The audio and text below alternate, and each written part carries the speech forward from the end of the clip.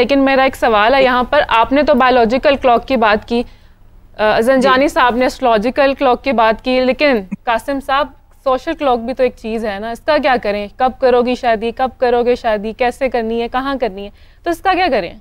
देखें, ये जो सोशल प्रेशर्स है ना, ये भी हमें मैनेज करने आने चाहिए। मैंने पहले ही आपको कहा कि जिस सोसाइटी में हम रहते हैं ये कोई रूटीन सोसाइटी नहीं है, ये मुश्किल सोसाइटी है। इसमें कई तरह के KPIs हैं, यहाँ पर कई तरह के कामयाबी के कई तरह के कुलिये हैं। शादीशुदा है वो, उसको ठीक माना जाता है, अभी शादी क्यों नहीं कही, उससे सवाल पूछे जाते हैं। जिसकी शादी हो गई उससे पूछा जाता है बच्चा क्यों नहीं हुआ। ये सब चीज़ें इस सोसाइटी में आपको मिलती हैं। फिर एक मर्द जो है उस पर कई तरह की जिम्मेदारी हैं। उसने अपनी बहनों को बयाना है, उसने अपने घर को सेटल करना है, उसने घर खरीदना है, उसने बाज़ औक़ात पेरेंट्स बूढ़े हो गए हैं उनका भी ख्याल रखना है, फिर उसने शादी भी करनी है। फिर जैसे सर ने कहा, कुछ घरों में बड़ी बहनें ब्याहने वाली होती हैं, बड़ा भाई ब्याहने वाला होता है। कुछ घरों में जो छोटी बहन है उसके रिश्ते आ रहे होते हैं, लेकिन बड़ी बहन का रिश्ता नहीं हुआ होता तो छोटी बहन का रिश्ता नहीं हो रहा होता। ये इतनी कॉम्प्लिकेटेड किस्म की सारी सोसाइटी है। इसमें हर शख्स को, हर फर्द को खुद देखना पड़ता है। और जैसे डॉक्टर शबाना ने कहा, उन्होंने तो बायोलॉजिकल एस्पेक्ट में बड़ी अच्छी ज़बरदस्त बातें की। मैं समझता हूँ कि ये ना करती तो मिसिंग होता, ये कवर ना मैं कर सकता था ना अली ज़ंजानी साहब इस बात नहीं, वो रिलेट करते हैं। उन्होंने बड़ा ज़बरदस्त रिलेट कर दिया अल्हम्दुलिल्लाह। गुजारिश ये है कि जिस तरह उन्होंने एक बड़ी अच्छी मिसाल दी कि एक शुगर किसी को हो गई है तो उसने मैनेज करना है कि मेरी डाइट क्या होनी चाहिए, मुझे एक्सरसाइज करनी है, मुझे कब मेडिसिन लेनी है। इसी तरह ये फैसला भी हर मर्द, हर औरत को खुद सोचना चाहिए कि किस सिचुएशन में इसके प्रो कॉन्स क्या हैं, इसके फ़ायदे क्या हैं, इसके नुकसान क्या हैं। अगर एक खास सिचुएशन में वो शादी कर रहा है तो कुछ उसके बहुत से फ़ायदे होंगे, कुछ उसके चैलेंज होंगे। अच्छा, मैं आपको वैसे एक बताऊं कि अमूमन जो मेरी ऑब्जर्वेशन है, गलत हो सकती है लेकिन मेरी ऑब्जर्वेशन, वो तमाम की तमाम हमारी बहनें जिनको मैंने टॉप प्रायोरिटी पे प्रोफेशनल होते देखा, उन्होंने प्रोफेशन को टॉप प्रायोरिटी पे रखा, मैंने उनके घर डिस्टर्ब देखे, मैंने उनके घर में कोई ना कोई चैलेंज ज़रूर देखा है। यानी कि फ़र्ज़ कीजिए कामयाब सर्जन बन गई हैं, बड़ा मुश्किल है उसके लिए जो एनर्जी चाहिए वो बनने के लिए, वो वहाँ जब लगेगी तो वो एनर्जी बचती नहीं है जिससे घर चलना है, या जिससे बच्चों की परवरिश होनी है, या जिससे घर ने घर की शक्ल में होना है। राइट। अच्छा, अब रह गए यहाँ तो अफोर्डेबिलिटी हो, इतने मुलाजिम हो, इतने आया हो, खाला हो, चौकीदार हो, ड्राइवर्स हो, सब कुछ वसाइल हो, ये बड़ी जो आइडियल सिचुएशन है। अमूमन ऐसा नहीं होता, ग्राउंड रियलिटीज में ऐसा नहीं होता। मियाँ बीवी दोनों कमा रहे होते हैं, बड़ी मुनासिब सी तनख्वाह होती है, बड़ी मुश्किल से ज़िंदगी पूरी हो रही होती है, बच्चे पाल रहे होते हैं, घर चला रहे होते हैं, खर्चे पूरे कर रहे होते हैं, और साथ साथ अपने आप को प्रोफेशनली अप टू डेट भी रख रहे होते हैं। ये एक ऐसा मुश्किल ज़माना आ गया जिसमें अप टू डेट रखना बड़ा मुश्किल है, बड़े चैलेंज हैं। स्किल्स बड़ी तेज़ी के साथ आ रही हैं, पुरानी स्किल्स ख़त्म हो रही हैं, पुराने प्रोफेशन ख़त्म हो रहे हैं, नए प्रोफेशन जन्म ले रहे हैं। सो ये किसी को खुद सोचना पड़ता है कि सिचुएशन में अगर ये मैं फैसला करूं तो इस मुझे क्या कुछ मैनेज करना पड़ेगा। दूसरी बात, अपनी समझ कि मैं क्या हूं, मेरी ज़रूरतें क्या हैं।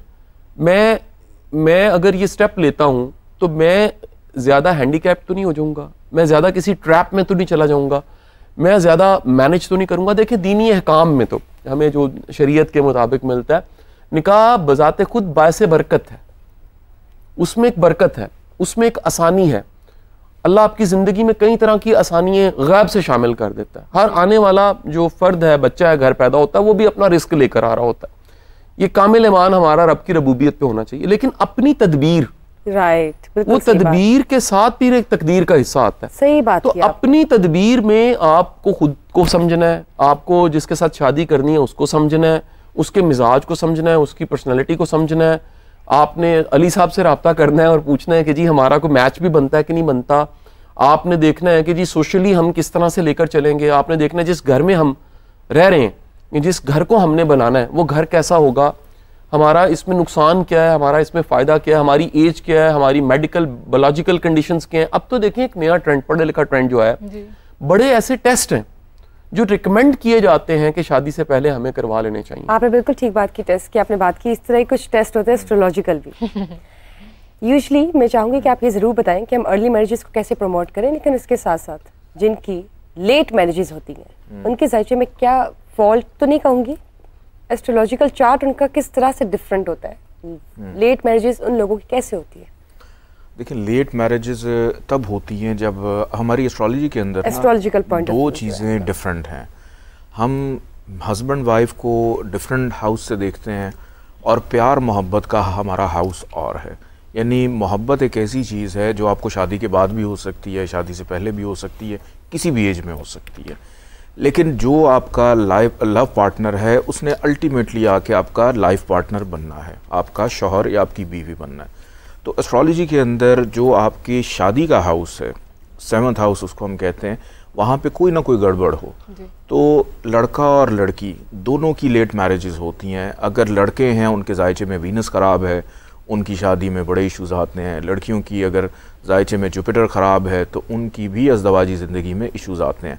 फिर एक बहुत बड़ी टर्म हमारी एस्ट्रोलॉजी में जो कि मोस्टली टीवी चैनल्स पे आती है कि जी आप मांगलिक हैं, आपके ऊपर को मंगल दोष लग गया है, उस वजह से आपकी शादी नहीं होती। तो होता ये कि आपके जायचे में मार्स एक ऐसा प्लानट है जो सिग्निफिकेटर है अगली नस्ल की प्रोडक्शन के लिए, आपकी शादी होने के लिए, आपके ख़ानदान में वुसअत और इजाफे के लिए।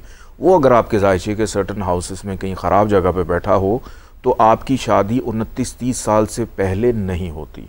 अगर लड़का और लड़की दोनों मांगलिक हैं तो ये योग कैंसिल हो जाता है। अगर दोनों में से कोई एक है, इसके इतने बुरे असरात होते हैं कि शादी पहली बात होती नहीं है, हो जाए तो चलती नहीं है। और बल्कि कुछ अर्सा कबल एक हमारा बॉलीवुड का एक जोड़ा भी है, ऐश्वर्या राय, उसका भी बड़ा चला था कि वो भी मांगलिक है, तो उसकी भी कुछ प्रिकॉशंस उन्होंने की थी। तो यहाँ पाकिस्तान के अंदर भी बहुत सारी ऐसी फैमिलीज़ हैं जो इसकी करती हैं। और सबसे इम्पॉर्टेंट चीज़ ये होती है कि जिस वक्त दोनों मियाँ बीवी बंधन में बंध रहे हैं तो उसका एक ख़ास वक्त होता है।